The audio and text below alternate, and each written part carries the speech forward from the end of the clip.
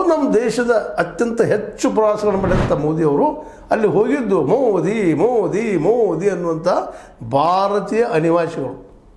ಇವ್ರು ದೊಡ್ಡವರಾಗಿ ತೋರಿಸ್ತಿರೋಣ, ಅಲ್ಲಿಯ ರಾಜಕೀಯವಾಗಿ ಅಲ್ಲಿಯ ಸಂಬಂಧಗಳನ್ನು ದೊಡ್ಡದು ಮಾಡಲಿಲ್ಲ.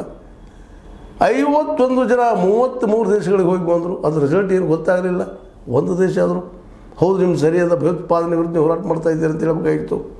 ಅಂಥದ್ದು ಮತ್ತು ಹೊರಗೆ ಬಂದ SCO ಶಾಂಘಾಯ್ ಕೋಆಪರೇಟಿವ್ ಆರ್ಗನೈಸೇಷನ್, ಅಲ್ಲಿಯೂ ಇವತ್ತು ನಮ್ಮ ರಾಜನಾಥ್ ಸಿಂಗ್ ಅವರು ಬರಗೇರೆ ಬಂದಿದ್ದಾರೆ. ಬಲೂಚಿಸ್ತಾನದಲ್ಲಿಯ ಅಲ್ಲಿಯ ಕ್ರಾಂತಿಗೆ ಬದಲಾವಣೆಗೆ ಅಲ್ಲಿಯ ಬಂಡುಕೋರಿಗೆ ಸಹಾಯ ಮಾಡೋರು ಇವರು ಭಯೋತ್ಪಾದಕ ದೇಶವನ್ನು ರಕ್ಷಿಸ್ತಾ ಇದ್ದಾರೆ, ಭಯೋತ್ಪಾದನೆ ಪ್ರಚೋದನೆ ಮಾಡ್ತಾ ಇದ್ದಾರೆ ಅಂತ ಭಾರತ ಮೇಲೆ ಮರು ಆರೋಪ ಆಯಿತು. ನಮ್ಮ ರಾಜನಾಥ್ ಸಿಂಗ್ ಅವರು ಚೆನ್ನಾಗಿ ಮಾತಾಡಿದರು. ಅವರು ಭಯೋತ್ಪಾದನೆ ಬಗ್ಗೆ ಭಾಳ ಸುಂದರವಾಗಿ ಮಾತಾಡಿದರು. ಅವರಿಂದ ಆಗ್ತದೆ ಅಂತ ಹೇಳಿದರು. ಅವ್ರ ಹೆಸರು ಹೇಳಿದ್ರು ಸಹಿತ ಹೇಳಿದರು. ಆದರೆ ಯಾರೊಬ್ಬರು ಪಾಕಿಸ್ತಾನ ಹೆಸರು ರೆಫರ್ ಮಾಡಲಿಲ್ಲ. ಕೊನೆಗೆ ಏನಾಯ್ತಪ್ಪ ಅಂತಂದ್ರೆ ಜಂಟಿ ಹೇಳಿಕೆ ಸಹಿ ಆಗಲೇ ಇಲ್ಲ, ಜಾಯಿಂಟ್ ಸ್ಟೇಟ್ಮೆಂಟ್ ಬರೋಬರಿಲ್ಲ. ಕಾಲಿಷ್ಟ ಇವರು ಸಹಿ ಮಾಡಲಿಲ್ಲ ರಾಜನಾಥ್ ಸಿಂಗ್ ಅವರು. ಯಾಕಂದರೆ ಅದರಲ್ಲಿ ಪಹಲ್ಗಾಮ್ ಇದ್ರ ಉಲ್ಲೇಖ ಮಾಡಲಿಲ್ಲ ಅವರು.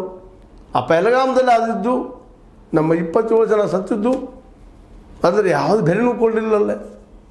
ಪಾಕಿಸ್ತಾನದ ಹಿಂದೆ ಮಾತನ್ನು ಹಾಕಲಿಲ್ಲ. ಈ ಶಾಂಘಾಯ್ ಕೂಡದಲ್ಲೇ ಚೈನಾ ಅದನ್ನು ಹಾಕಿ ಕೊಡಲಿಲ್ಲ. ಚೈನಾ ಜೊತೆಗೆ ಇನ್ನೂ ಶಾಂಘಾಯ್ ಇನ್ನೂ ದೇಶವೂ ಇದನ್ನು ಒಪ್ಪಲಿಲ್ಲ.